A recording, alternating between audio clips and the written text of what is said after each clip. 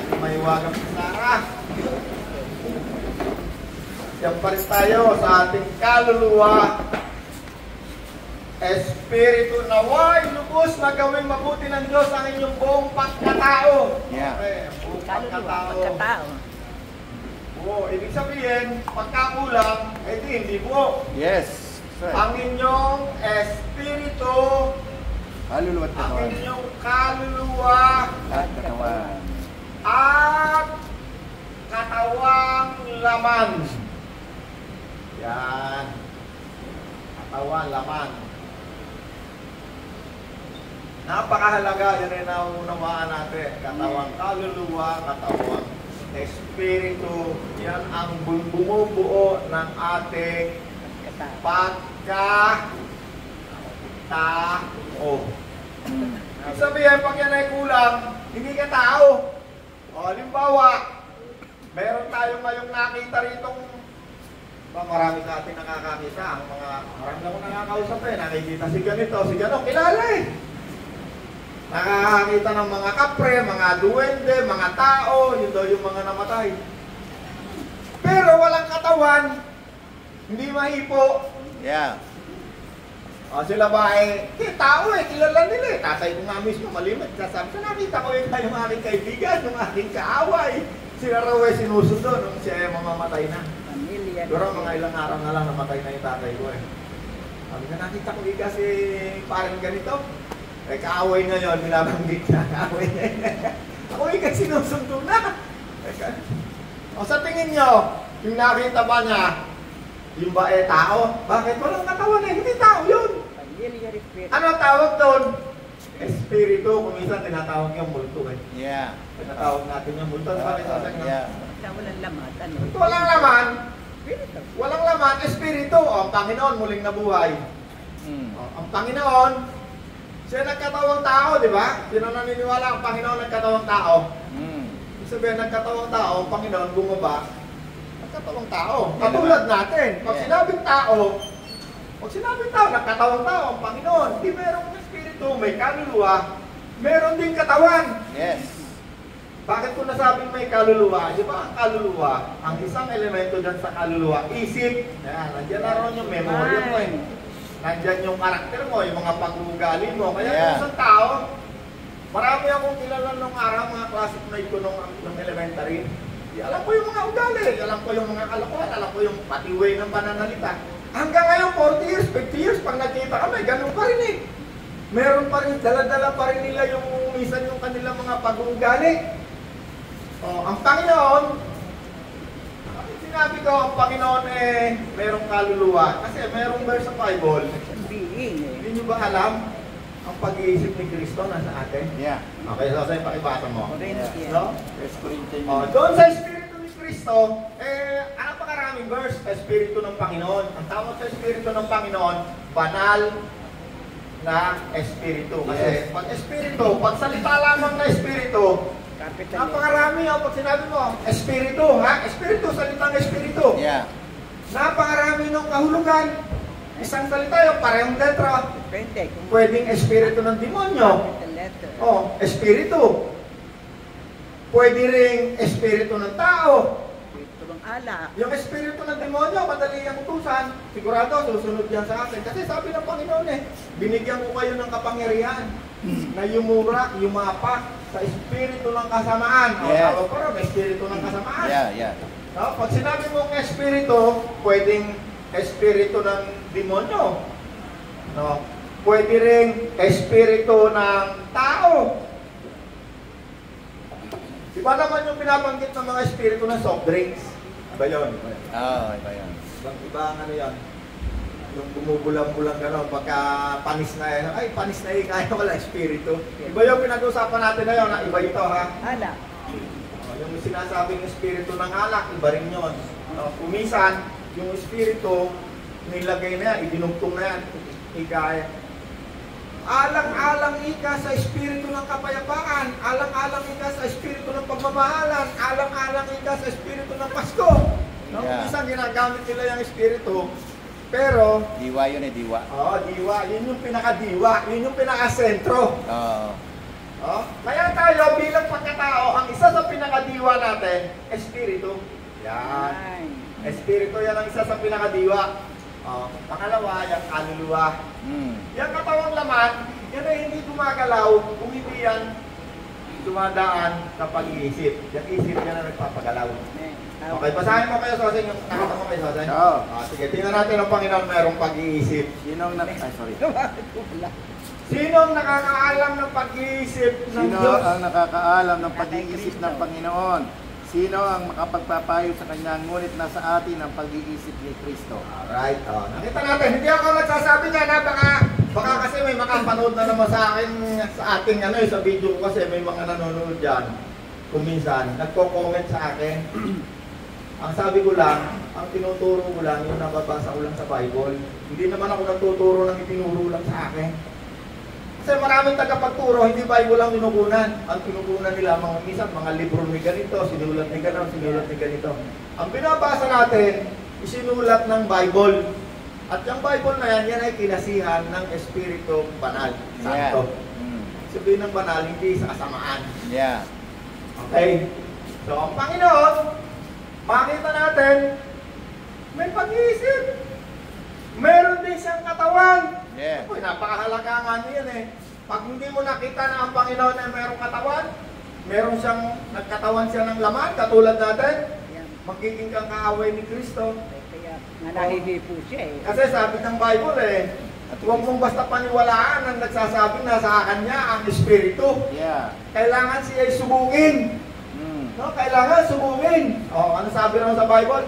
Ang nagpapahayag, Na si ang Kristo. hindi nagpapahayag. Sige, Jesus, ay basahin mo. Sapagkat nagkalat sa sanlibutan ang mga mandaraya, ayaw nilang kilalanin na si Jesucristo ay dumating bilang tao. Hoy, doon lang, may Jesus, tingnan nyo, napakahalaga. Kailangan ang Panginoong Hesus mismo, makita natin. May Espiritu, may pag-iisip, merong katawang laman. Pag hindi mo itinuro yan, magiging kang Antikristo. Jesus, ang tuloy mo. Yeah. Ang ganitong mga tao ay mandaraya at kaaway o antikristo. Amen. Anti-word. Tingnan nyo, paano nyo malalaman? Tungkol muna kay Kristo, ha? Si Kristo, siya ay nagkatawang tao. Kung paano tayo ngayon ay tao, si Kristo nagkatawang katulad natin. Yeah. Siya ay bumaba sa isang katawang laman. Binala nga siya ni Virgin Mary Binala siya ng 9 buwan, katulad rin natin, katulad rin ng tao. Pero ang pagkakaiba ni Kristo, hindi siya nabuo dahil mayroong 2 tao ng tali. Yeah. Pero nagkatawang tao. Ngayon nasabi, paano yan nangyari? Hindi ko alam. Yun yung misteryo. Okay, punta tayo sa misteryo. Yung misteryo, misteryo ha? Hiwaga.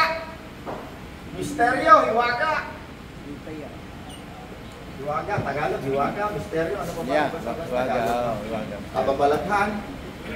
Hiwaga, misteryo. Tama ba yung kababalaghan? Pareho ba yung salita niya? Kababalaghan. Hiwaga. Okay. Yung mga misteryo sa Bible, yung mga hiwaga, yan ay hindi naiintindihan, hindi mo kaya ipaliwanag sa pag-iisip lamang ng natural na pag-iisip lang. Kaya nga yung mga taong matatalino, hindi nila maintindihan paano nilikhaan ang daigdig Salita lamang ng Diyos. Hindi rin nila maintindihan paano ang isang patay nabuhay. Si Jesus kasi nabuhay siya 3 days Hindi mo yan maipaliwanag sa science. Hindi mo rin maintindihan paano tayo papalitan ng katawang hindi na mamamatay. Pagdating ni Kristo, hindi na tayo mamamatay. Hindi maintindihan. Alam mo kung paano lang natin maintindihan yan? Nasa akin na isip ni Kristo. Ang espiritu natin, kapag yan ay tumanggap na kay Kristo, tumanggap na yan sa Panginoon, ang lahat na nakipag-isa kay Kristo, espiritu ng tao, at espiritu ni Kristo. Kapag ang isang tao tumanggap kay Kristo, ang tawag sa iyo mananampalataya, nanay, tama di ba? Nanay Pachi, believer. Kapag ang isang tao tumanggap na kay Kristo, kaya nga sabi, ang lahat na nakipag-isa kay Kristo, Yeah. ay isa ng bagong nilalang. Kaya nga yung sinasabi kay Nicodemo, may maliban na ipanganak ka muli. Yes.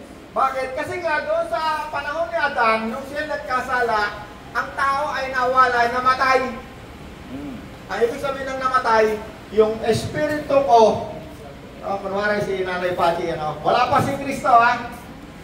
Andyan na yung kanyang pagkatao, espiritu, kaluluwa, at katawan. Kaya lang, kung wala si Kristo, ang tawag sa kanyang espiritu, hindi gumagana. Walang kabuhay-buhay. Hindi nakikipag-ugnayan sa Diyos. Yun ang ibig sabihin doon na patay, hindi gumagana. Para bang isang bulkan. Alam nyo, maraming bulkan, 100, 200, 300, 400, 500 taon hindi pumuputok. Yes.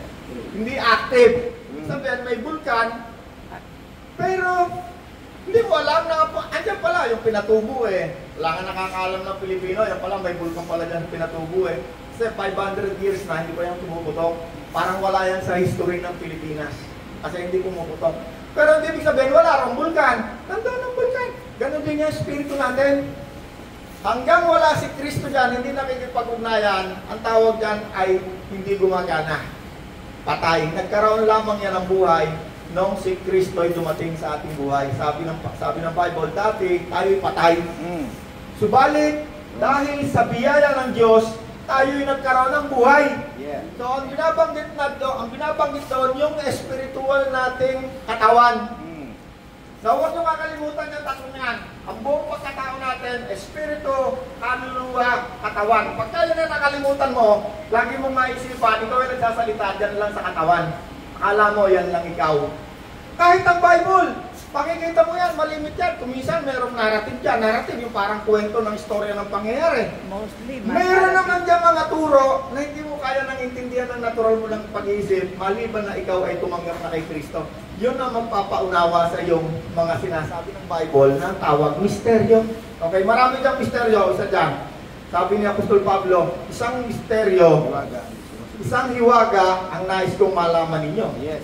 Okay, tingnan natin itong aking Bible. Punta muna tayo. Huwag muna tayo dyan kay Jose. Sige. First Corinthians 2. 51. Maraming hiwaga dito sa Bible na kapag yan ay nabasa mo, hindi mo maunawaan. Okay, dito muna tayo sa unang Korinto 2. Dito muna tayo sa unang Korinto. Ako nababasa ko yun para mabilis pagka sinabi ko sa'yo. Para mabilis na kasi marami tayong verse na konting balik, konting diretso. Okay, Kasi ang ating pinag-uusapan, pinag-aaralan, ay isang tuloy-tuloy na pag-aaral. Kung ito ay puputulin ko, hindi ko na dudugtungan, maaaring sabihin ng marami, yan lang pala ang sinasabi mo, ang dami pa ng kulang. Pagtungkol sa kaluluwa, espiritu at katawan, talagang ubod ng laki. Hindi mo mako-comprehend lahat, napakarami. Tungkol sa sinasabi ng Bible sa ating kaluluwa, espiritu at katawan. Okay. Unang Korinto 2:11. Sa 11, sapagkat walang nakakaalam ng iniisip ng isang tao, yan yung binasa ni Kuya Sosing kanina. Tama kayo Sosing, maliban sa kanyang sariling espiritu. At tinan nyo, di ba sabi ng Diyos, sabi ng salita ng Diyos, ang salita ng Diyos, ito'y napakatalas, very sharp, mas matalino pa yung kinanay Pachi. Kaya meron sinasabi, oh, you're very sharp, ika. Ibig sabihin nun, ang Espiritu Santo, yan ay wala nang tatalino pa sa kanya. Kaya niyang paghiwalayan ng kaluluwa ni Nanay Pachi, ang espiritu at saka ang katawan. Okay, sabi dito, walang nakakaalam sa iniisip ng isang tao maliban sa kanyang sariling espiritu. O, ibig sabihin mayroong paghihiwalay ang kaluluwa at espiritu. Yeah. Kasi maraming nagsasabi, sabi lang nila, wala naman silang verse sa Bible, na ang espiritu daw at ang kaluluwa ay isa lang. Hindi. Napakaraming difference. Yes. Pag binasa mo ang Bible, ang salita ng Diyos, hihiwalayin nila yung espiritu mo at saka kaluluwa mo. Ang maghihiwalay lang niya, ang magpapaliwanag lang niya, salita ng Diyos. Pagka hindi salita ng Diyos, pag tumingin ka sa diksyonaryo ng mga kano-anong diksyonaryo, Latin, English, Tagalog, hindi mo makukuha ano talaga ibig sabihin ng espiritu ng Diyos. Bakit? Kasi sa Bible lamang mayroong meaning. Ang espiritu ng tao, espiritu ng demonyo, espiritu ng Diyos, at iba-iba pang uri ng espiritu. Sa mga diksyonary, wala. Kaya nanganaligaw sa Genesis, yung sinasabing hininga, tinignan nila sa diksyonaryo ng Hebrew at Greek eh. Yung hininga, ang definition nila, hangin. Sa Greek naman, ang definition nila, malakas na hangin, puro hangin. Literal na hangin. Kasi, hindi yun ang meaning ng spiritual na bagay. Kaya sinabi rito, walang nakakaalam sa iniisip ng isang tao maliban sa kanyang sariling espiritu. Okay. Papansin nyo minsan, papansin nyo ang Panginoon. Sabi ng Panginoon, hindi na sila kailangan tanungin para malaman kung anong iniisip mo. Iniisip mo pa lang, alam na ng Panginoon eh. Maraming verse sa Bible. Hindi na kailangan tanungin ng Panginoon anong laman na yung isip. Iniisip pa nga lang ng mga tao eh. Alam na ng Panginoon eh. Sinasabi na sa kanya anong kanyang iniisip. Alam niyo kung bakit? Yung espiritu na nandyan na nilalagay, yung isang elemento na nandyan, nakikita lang natin, katawan ni Nanay Pachi. Katawan lang ng dalaga to, sigurado napakaganda nito. Kasi yung mga anak nito, mga guwapo, mga pogi, mga tisoy. Ang nakikita lang ng mga tao, ng lahat ng tao, yun lamang pisikal. Kasi ang kanilang spiritual na katawan, hindi pa gumagana, hindi pa yung nakikipag-ugnayan sa Diyos. Yung kanilang kaluluwa, hindi rin yung nag-iisip tungkol sa Diyos. Ang buhay lamang ng isang tao kapag wala si Kristo, ang buhay lang niya sa laman. Yes, that's right. Tulad ko, nung wala si Kristo, inaatupan ko lang, sino liligawan mo, ang girlfriend ko, saan ako pupunta sa tropa ko, saan kami maglalasing, anong nanakawin namin, puro lamang yan, ang laman lang ng isip natin, puro physical lamang na bagay. Earthly. Wala nang iba. Pero nung ako'y tumanggap kay Kristo, ang Espiritu ni Kristo pumasok sa aking katawan, nakipag-isa ang aking Espiritu, nalaman ko meron pala akong kaluluwa, Espiritu. Doon lamang nag-umpisa na yung aking kaluluwa, pag-iisip, nagkaroon ng mga pag-iisip tungkol sa mga bagay sa Diyos. At hindi ko yung aking kaluluwa, pag-iisip, wala mo iniisip tungkol sa Diyos. Ang iniisip ko lang, gusto ko maging mayaman ako, makabili ako ng kotse, makabili ako ng ganito. Puro mga bagay lang para sa laman. Pang-pleasure lang, pang-lupa lang. Yes. Kasi hindi ko alam, ako pala mayroong kaluluwa, may Espiritu. Kaya nga sabi ng Bible, ano ang mapapala ng isang tao Makamtan man kung siya man ay makamtan niya dito sa mundong ito, ang lahat ng bagay na nananais mo, damit, lupa, kotse, ano ang halagayikan niyan? Kung ang iyong kaluluwa ay mapapahamak naman. Yes. Sabi niya, mayroong isang napakahalaga na elemento na yan ang tunay na tao. Yan ang tunay na nilikha ng Diyos sa tao. Ano yun? Inner man. Kaluluwa, espiritu na nandiyan dyan sa katawang yan. Yes. Pag yan ay namatay, yung kaluluwa na yan, kung wala si Kristo, yung katulad ng ating laging inihalin tulad rito, sinasadula natin lagi. Bakit? Yan ang mangyayari. Yeah. Yan ang mangyayari. Yung lagi kong sinasadula, may tao, may kaluluwa, may espiritu, espiritu ng Kristo. Pag namatay ka, ililibing yung katawan, okay? Ang espiritu mo, ang kaluluwa mo, mababalik sa Diyos. Kaya nga sinabi, kapag namatay ang isang tao, ang espiritu ng isang tao ay babalik sa Diyos kung si Kristo ay kasama mo. Kung ang espiritu ni Kristo, natagpuan mo dito sa mundo, or tinanggap mo si Kristo, or ikaw ay isang mananampalataya. Kaya ngayon, tanong ko, sino rito ang mananampalataya tinanggap si Kristo? Yes. Alright. Ang pinag-uusapan natin, para sa atin, bakit? Ang pinag-uusapan natin ito, makikilala natin ang Diyos, makikilala natin si Kristo, makikilala natin ang sarili mo. Yeah. Okay. Walang nakakaalam sa pag-iisip ng isang tao, kundi ang ating espiritu. Ngayon, ang tanong, kung ang pag-iisip ni Nanay Pachi, no, kaluluwa, walang nakakaalam, talaga naman walang nakakaalam, o Nanay Pachi, ano iniisip ko? Ito alam. Ikaw lang, nakakaalam. Ako lang nakakaalam. Yes. Yung salita kong ako, yung nagsasalita, yung espiritu kong katawan. No, dyan sa Bible, pag medyo nagsasalita espiritu, hindi yun naman, kaya nagkakaroon ng maraming sekta ng religion. Kasi maraming tao, hindi niya ma-recognize kung sino ang nagsasalita doon sa Bible. Kung minsan ang nagsasalita dyan, mga istorya na pisikal. Kung minsan naman, pag nagturo na si Kristo, abay, espiritual na, hindi na kaya ko nawain. No, sabi ni Kristo, ang isang sumasampalataya sa akin kahit mamatay, sabi ni Kristo, ikaw ay aking bubuhayin. At ang sino mang sumasampalataya sa akin ngayon, sabi ni Kristo, hindi ka na muling mamamatay pa kailanman. O ano tinutukoy ni Kristo? Mamamatay, physical na katawan. Yeah. Ang hindi na mamamatay, yung kaluluwa at espiritu mo. Bakit? Sumampalataya ka na kay Kristo. So mayroon siyang dalawang tinutukoy ron. Kamatayan ng physical na katawan, sabi niya, muli niyang bubuhayin kasi mamamatay ang mga katawan natin physical anytime soon. Pero wala, tinuturong ba? Mamamatay tayo? Mag-suicide ba tayo? Hindi! Realidad yan! Yan ay facts. No? Sabi nga ni Nanay Pachi, facts yan. At At hindi ko bata pa tayo, pwede na tayo mawala. Hindi, ang dami natin kasama rito. Nawala, hindi na natin, wala na eh. Bulok na. Asan ang kaluluwa at espiritu? Eh kung wala yun sa daigdig na patay, nandun yun sa Panginoon bumalik. Yung kaluluwa niya at espiritu, bumalik sa Diyos. Ngayon, ano mangyayari? Babalik uli sila kasama ni Kristo. Kaya nga sabi, isang hiwaga ang nais kong malaman ninyo. Kayong mga nabubuhay pa. Ano, nanay pa? Ano, Jesus, ano? Yeah. Kayong mga nabubuhay pa. Tayo yun. Hindi na una sa mga namatay. Hindi tayo mauna sa mga namatay na sumasampalataya kay Kristo. Sa huling pagtunog ng trompeta, ang mga patay ay bubuhayin muna. O paano mo papaliwanag sa siyensya yun? Yeah. Hindi mo maunawaan yun. Hindi mo yun maintindihan. Pero, nauunawaan natin ang mga bagay na yun. Bakit? Yung Espiritu natin, yan ang nagpapaunawa. Sabi ni Job, it is the Spirit, the breath of God that gives us understanding. Okay na, some verse yan. Yes, meron akong verse yan eh.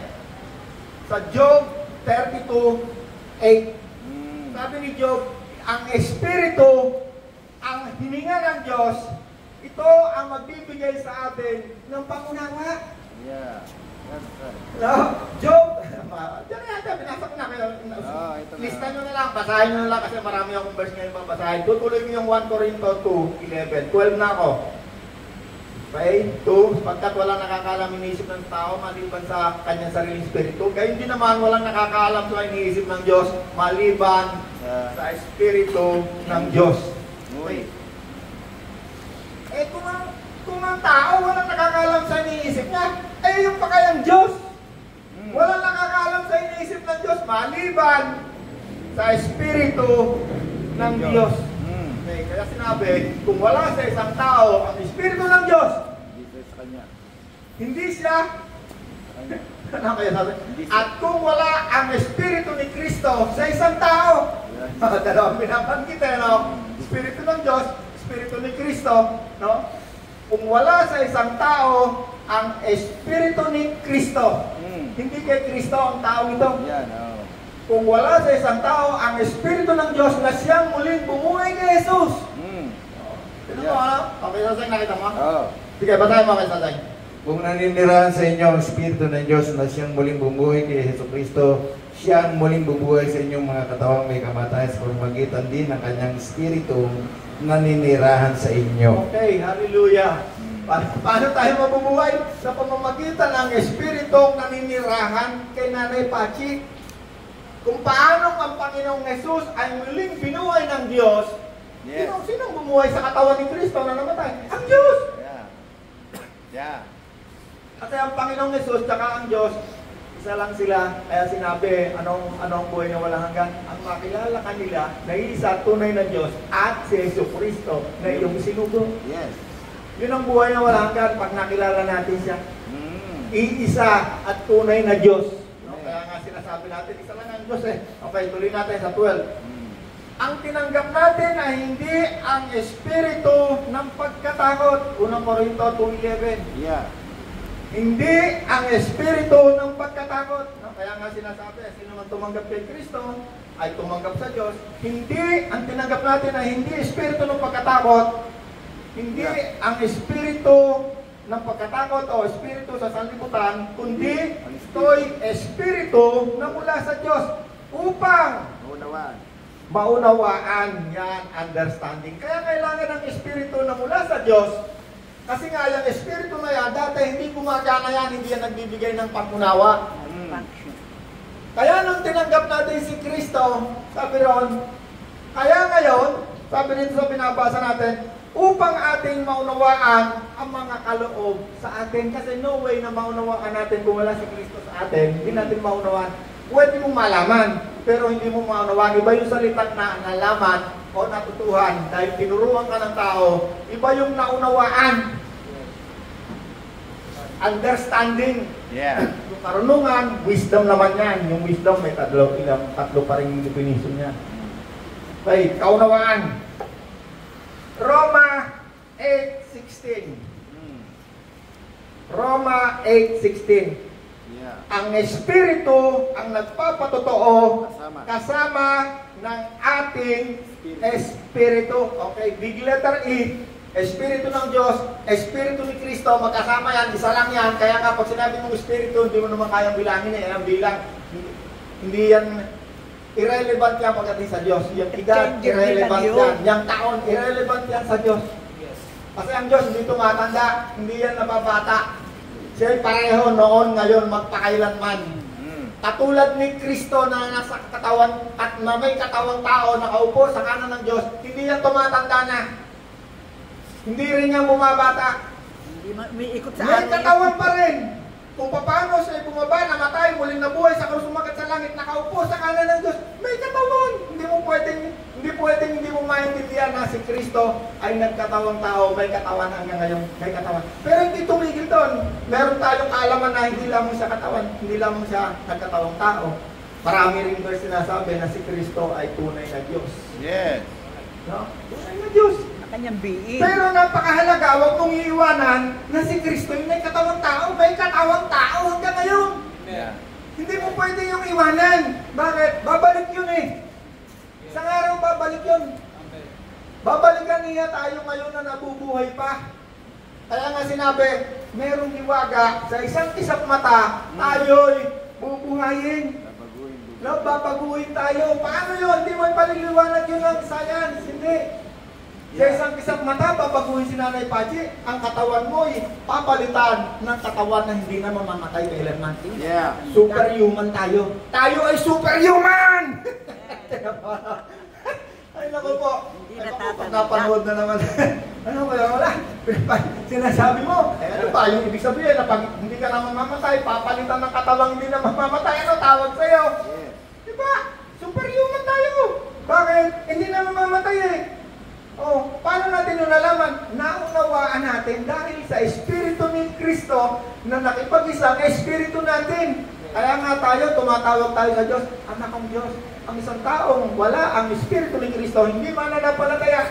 Kailanman hindi niya alam sino tatawagin niya. Bakit? Hindi niya naunawaan. Yeah. Iba ang kanyang natutunan, iba yung salitang naunawaan. Ito'y mas malalim doon sa tinatawag na natutunan, naunawaan. Ibig sabihin ng iyong naunawaan, kahit hindi mo kayang ipaliwanag, hindi mo na kinu-question yan. Yun ang ibig sabihin ng naunawaan mo. Yeah. Kaya ang Diyos ang nagturo. Yung Ang ibig sabihin ng iyong naunawaan ng isang bagay, ang sarili mo hindi mo kinu-question. Bakit naunawaan mo? Pero hindi mo maipaliwanag sa salita lang. Sa science, walang kapaliwanagan. Bakit? Hindi yan na ipapaliwanag ng pag-iisip lamang. Kailangan lumampas ka sa iyong pag-iisip na kaluluwa. Amen? Meron tayong natututunan? Yes. Unang Korinto 15:51. Kuya Jose. Yan, ito sabi dito. Isang hiwaga ang sinasabi ko sa inyo. Hindi lahat tayo mamamatay, ngunit tayong lahat ay babaguhin. Sa isang sandali, sa isang kisap mata, o sabay. Hoy, Kuya Jose. Tignan mo, ang unang sinabi, isang hiwaga. Yeah. Sabihin, hindi mo ipapaliwanag. Walang scientific explanation. Hindi maituturo ng taong galing sa UP. Kahit nag-aaral ka pa sa Harvard University, hindi mo yan maituturo. Bakit? Hiwaga yan. Ang hiwaga, ito'y pinapaunawa lamang ng espiritu ng tao sa kanyang kaluluwa. Kaya nga sinabi ang kaluluwa, ang isip ng tao, walang nakakaalam kundi yung espiritu. Hindi nakakaalam. Walang taong nakakaalam ng iniisip ng isang tao. Maliban. Isang tao hindi tumanggap kay Kristo. Pumunta yan sa isang mangkukulam, espiritista. No, espiritista, hindi sa Diyos yan, ha? Kaya may utos dyan sa Leviticus, huwag ka pupunta sa mga espiritista. Yeah. Mandaraya yan. Pwedeng malaman kung sinabmit mo yung sarili mo, kaya mayroong mga hini-hypnotize, no? Hini-hypnotize mo. Ngayon, sa Amerika, mayroong legal na ganyan, hi-hypnotize ka. Or paiinumin ka ng droga na yung isip mo parang hindi mo control. Bakit? Kasi iimbestigahan ka, aalamin ko ano naman ang isip mo. Ang isip mo may dala yung memorya at scientifically speaking, illegal yon sa Amerika. Iimbestigahan ka, interrogate ka. Pwede kang dadalhan ka ng isang yung ting-ting-ting-ting, hypnotize ka. Pag wala ka kay Kristo, yung laman ng isip mo, yung memorya nyo, makukuha niya, i-extract na yan kung ano yung ginawa mo. Kasi may inimbestigan silang krimen na ayaw mo sabihin. Oh. Pero alam nila, nandun din yan sa isip mo, kaya lang ayaw mo magsabi. Kaya meron silang legal na paraan, hypnotismohin ka, or a-applyan ka ng droga. Hindi ko alam kung illegal yon, parang illegal. Pero ginagawa yan ng mga terorista. Marami, ang dami nagpapatutoy, inimbestigahan sila eh. Ayaw magsabi. Pag sinaksakan na yan ng droga, yung kanilang pag-iisip din nila makontrol. Kahit itanong sa kanila, sasabi sila kung anong laman ng isip nila. Yung iba, sinasabi na napakatigas, hindi ka nagsalita. Pero marami, yung laman ng isip nila na extract na kukuha. Kaya yung mga intelligence na kukuha nila yung mga bagay na lihim, nakukuha. Amen? May natutunan na tayo? Alright. Patay ang isang tao. Okay, Efeso 2, verse 1. Kaya ito sa Verse 1, oh, yeah. Nung una yung mga patay kayo dahil sa inyong mga pagsasama. Hallelujah. Yeah. Nung una, nakita niyo si Jesus, wala sa Bible, hindi nyo pa nakikita Bible, wala na, ano pa lang niya. Nung una yung mga patay kayo, ang pinabanggit dyan, yung ating espiritu na hindi gumagana. Nung Yeah. una yung mga patay kayo, sige kayo sasayan ng Ang una yung mga patay kayo dahil sa inyong mga pagsuway at mga kasalanan. Dahil sa ating mga kasalanan, kaya sinabi sa Hebreo sa Roma, ang kabayaran ng kasalanan kamatayan. Kaya itong si Eva at si Adan, sila'y namatay. Ang binabanggit doon, spiritual na kamatayan. Dahil sa Oh, Diyos. ito ngayon, sabi rito ngayon, anong verse niya kasasay? Verse Ephesians 2:1. Ephesians 2:1, nung una, wala pa si Kristo. Ibig sabihin, wala pa si Kristo. Yeah. Ano sabi? Nung una yung mga patay kayo dahil sa inyong mga pagsuway at mga Okay, lagyan natin ang pangalan niya, Kuya Sosa niya. Wala pa si Kristo, si Nanay Pachi. Pachi, nung una, ikaw ay patay. Yes. Ang binabanggit dyan, spiritual, yung iyong espiritu, hindi physical na katawan. Yes. No? Kailangan maintindihan natin lagi yan kasi pag hindi mo naintindihan na ikaw ay katawang espiritu, ang kinakausap sa iyo ay espiritu mong katawan, maliligaw ka. Kaya napakaraming tao naliligaw. Napakaraming reliyon, ligaw na ligaw kasi hindi nila naintindihan na malimit, espiritu ang kinakausap. Kaya sila nakakagawa ng mga doktrina. Kasi hindi nila nare-recognize na kung minsan, mayroon diyang mga turo at mga salita na hindi pisikal. Ano sabi nung una, Pachi? Dahil sa iyong pagsuway, dahil sa iyong mga kasalanan, ikaw ay patay. Yes. Spiritual, hindi pisikal. O sige, Yeah.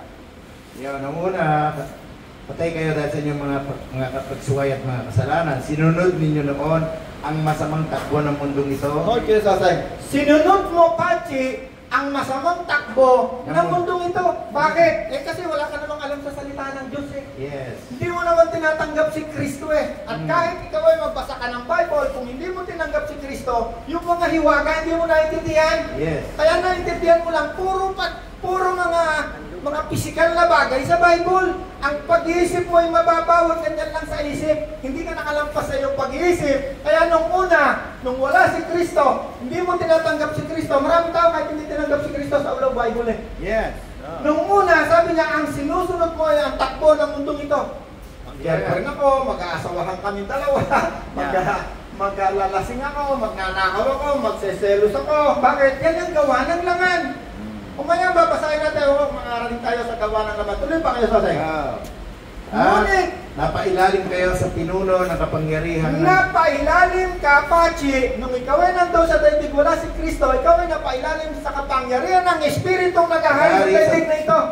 Ang Espiritu ng kasamahan, ang Diyos ng kasamahan. Sige, tuloy sa tayo. Yeah. Napailalim ka ang Espiritu nag-ahari sa mga taong ayaw pasakop sa Diyos. Sa mga taong ayaw magpasakop sa Diyos, ayaw tumanggap kay Kristo. Nung una, hindi mo alam, wala tayong kamalay-malay. Nung hindi pa tayo mananampalataya, ang ating Diyos ay Diyos ng kasamaan. Wala tayong malay, hindi natin alam. Sige, tunod para sa tayo. Ang totoo, tayong lahat ay dati ring namumuhay ayon sa pagnanasa ng ating laman. Ayan, o binanggit na ni Apostol Pablo yan, Apostol Oo. Pablo, no? Sabi ni Apostol Pablo, ang katotohanan, tayong lahat, isinama na niya yung sarili niya. Tayong lahat, Kasi dati dati rin. si Apostol Pablo, religion lang, wala siyang espiritual na buhay. Patay, hindi rin gumagana ang kanyang espiritual na katawan. Yes. Kahit siya ay isa lamang reliyoso. O Okay, tuloy pa kayo sa atin. Yan, dati, Relasyon. ang totoo tayong lahat ay dati rin namumuhay ayon sa pagnanasa ng ating laman at sumusunod sa mga hilig ng katawan. Okay, dati, At Pachi, pag-iisip. ikaw ay namumuhay, sumusunod ka lamang sa hilig ng iyong pisikal na katawan.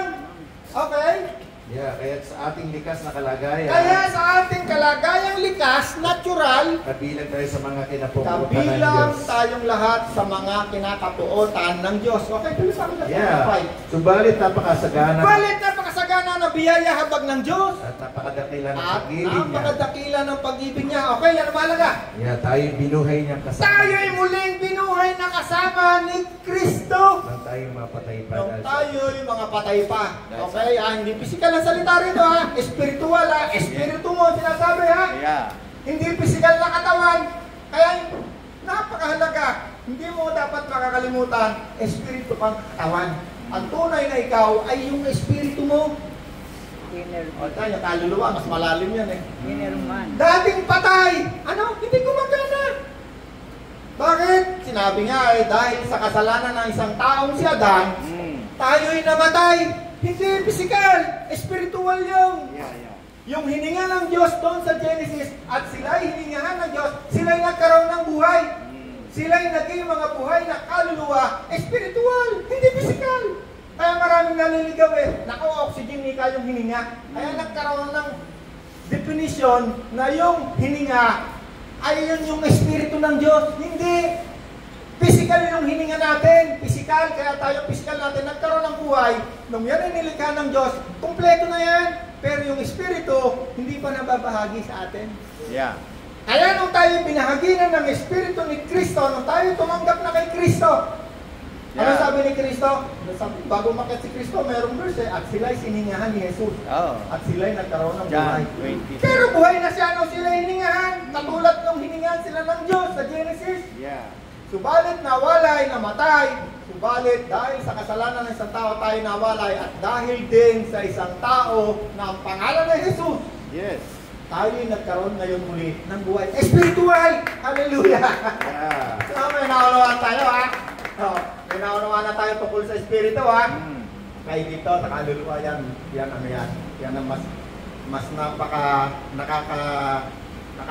napakasarap na pag-usapan. Okay? Naunawa na natin, kaunawaan, espiritu ha. Nagbibigay ng pangunawa, espiritu. 2 Corinthians 4:16. Tingnan naman natin ngayon. Di ba sinabi sa Genesis, ang Diyos, ang laraw ay nilikha ang tao sa kanyang larawan.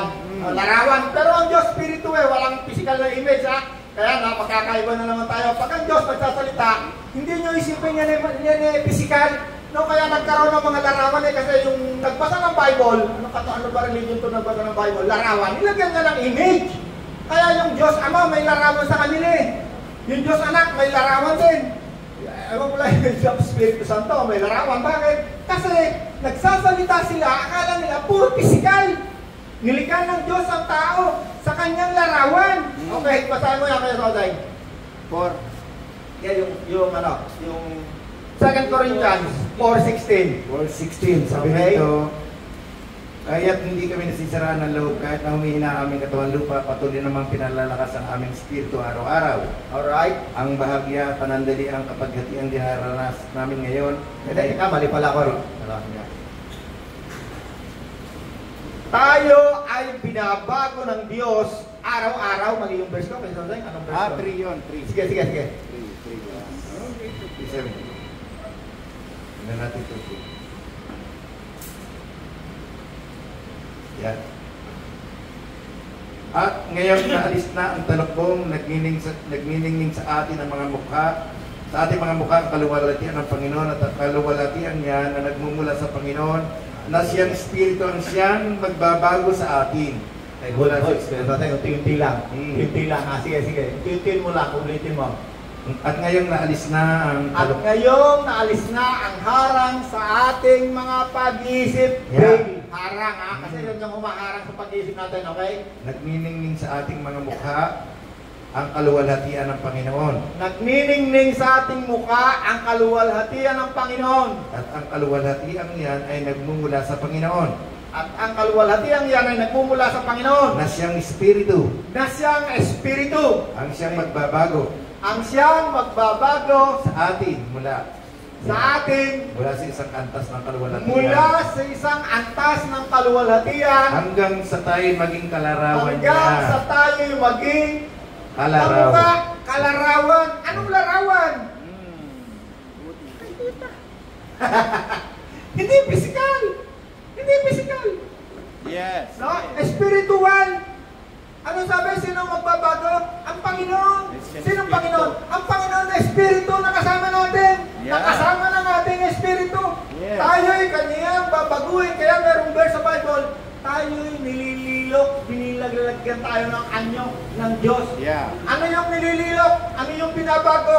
Kaluluwa. Bakit? Ang kaluluwa ni Nanay Pachi, nung wala si Kristo, wala yung iniisip tungkol sa Diyos. Anong sabi doon sa pinabasa natin kanina? Ang iyong pamumuhay, ikaw ay napasa ilalim Kapangyarihan. sa kapangyarihan ng daigdig na ito.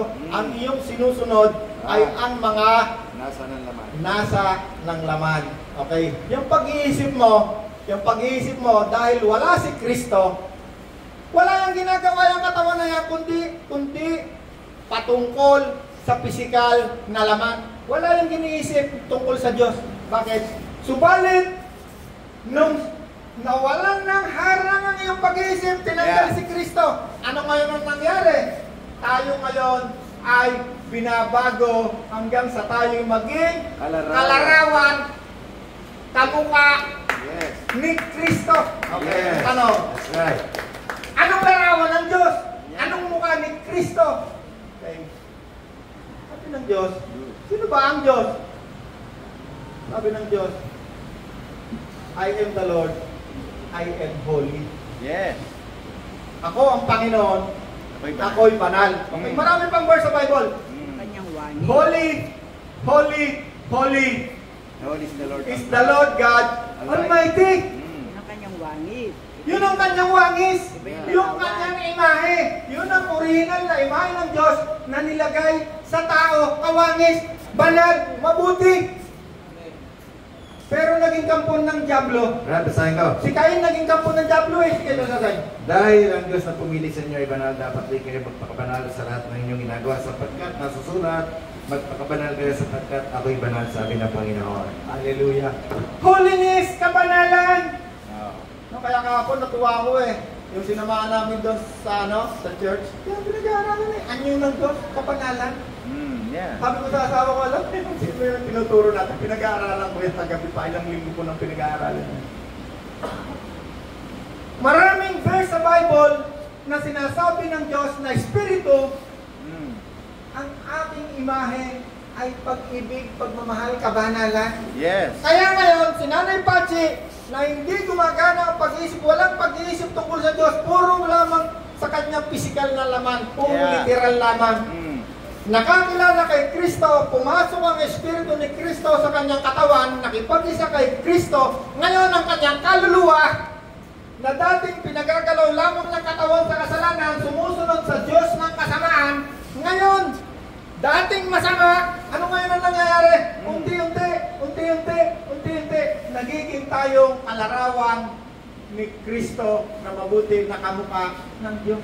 Yes. Ibinabalik muli ngayon yung original na pagkagawa ng Diyos kay Nanay Pachi na hiningahan, nilagay ang Espiritu, naging buhay na kaluluwa, yung imahe ng Diyos na inilagay sa kanya na mabuti, na nawala, nawasak, pumangit, naging kampon na nga ng Diablo eh. Si Cain naging kampon na ng Diablo eh.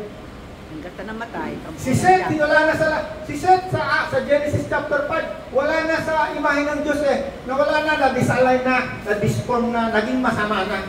Antes. Naging masama, yun ang nawala mula sa imahe ng Diyos na mabuti, mapagmahal. Nawalay na, naging masama na ang imahe ng tao. Hindi na imahe ng Diyos ang nangyari. Naging imahe na ng demonyo. Naging masasama na. Kaya ngayon, ang ating kaluluway, sinabi nga dyan sa Bible, sinabi ni Apostol Pablo, ay tayo ay katulad ng banga, nilililok tayo habang tayo nabubuhay. Ano ang nilililok? Hinuhubog yung ating pag-iisip sa pamamagitan ng salita ng Diyos. Kasi nagkaroon na ngayon ng salita ng Diyos na ating pwedeng malaman, maunawaan, Dahil sa Espiritu ng Diyos na nandiyan ngayon kasama ng Espiritu natin.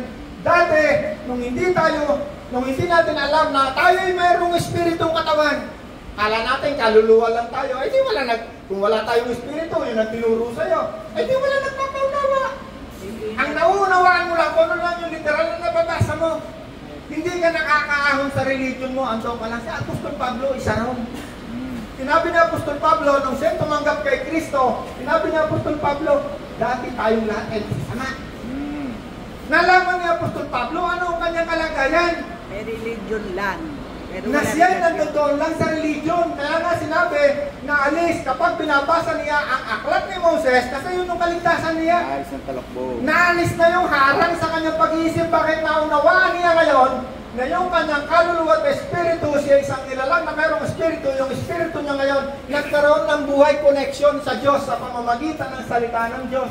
Yeah, Brad. Sige, kasasay. Ngunit kapag lumapit ang tao sa Panginoon, naaalis ang talukbong. Ang Panginoong binabanggit dito ay ang Espiritu, at kung nasaan ang Espiritu ng Panginoon, mayroon ng kalayaan. Hallelujah. Mapansin niyo si Apostol Pablo, hindi naman niya nag-aral sa Bible School ng mga bishop eh. Yeah. Ang kahapon, dami ko nakita yun, yung sa mga bishop eh. Hindi naman nag-aral sa eskwela ng bishop. Lahat ng apostol ng Panginoon, hindi naman nag-aral yan eh. Yeah, kay Jesus lang. Yeah. Pablo. Panginoon lang. Si Pablo, Kay Gamaliel. ang nagpatong sa kanya ng kamay, ang nag-anoint sa kanya, hindi bishop, hindi nga kilala sa Bible. Wala eskwela. Yes, lang binanggit. Anong ginawa? Patungan mo siya ng kamay. Sabi ng Panginoon, puntahan mo si Pablo. Patungan mo siya ng kamay. I-anoint mo siya. Yeah. Ang nag-anoint sa kanya, hindi bishop eh. So, ito ngayon nga, ako nag-anoint eh, kung may mga diploma. Kaya isip ko lang kung dumating na rito si Pablo, si Pedro, at saka yung 12 apostol, palagay ko wala, disqualified lahat eh. Bakit? Ang espiritu nating katawan, yan ang ina-anoint ng Diyos. Yeah. At ang nagbibigay lamang ng espiritu dyan ay ang Diyos. Amen. Si Kristo lang. Walang tao. Maliban na lang kung merong isang tao na utusan ng Diyos, pumunta ka kay Pablo. Yeah. Specific. Patong mo ang kanyang kamay. Yes. Sa kanya. That's right. At makikita siya ay merong kaliskis sa mata, yan ay tatanggal ang kaliskis. At si Pablo naman, nung siya pinuntahan, sinabihan din siya ng Diyos. Yeah. Sinabihan. Walang utos ang Diyos na hindi mas malinaw pa sa sikat ng araw. Puntahan mo doon si ganito, si Pedro, na andyan niya sa street na matuwid, andyan niya naninirahan, pagdating mo ron, ipagtanong mo, sinasabi pa kung anong gagawin niya. Yeah. Kinatututunan tayo? Amen. Alright. Dito yan, Brad eh. Rod, mahaba pa tayo, no? Wala na raw. Hallelujah. 2 minutos. Hindi pa tayo nakakasilip sa pangalawa, eh. Oh. Pero I hope meron tayong naunawaan, meron tayong natututunan. Yes. Napakasarap niyang pag-usapan. Pag hindi mo yan naiintindihan, pag nagbasa ka ng Bible, akala mo, puro literal, hindi mo makukuha yung sustansya. Dahil ang Bible na yan, 50% yan, spiritual. Hindi yan kayang unawain ng isip lang. Hindi yan maunawaan ng isang tao wala ang Espiritu ni Kristo. Hindi yan maunawaan ng isang tao hindi mananampalataya ni Kristo. Maunawaan lang niya, matututunan lang niya, pwede niya yung masaulo sa isip lang. Pero wala doon sa kanyang unawa na binibigay ng Espiritu ni Kristo kasama ng kanyang Espiritu. Amen! Amen! Hallelujah! Woo! Ikaw ang hari at tagapagligtas, banal mong pangalan. O Diyos na mabuti, sinasampakan mo namin ngayong umaga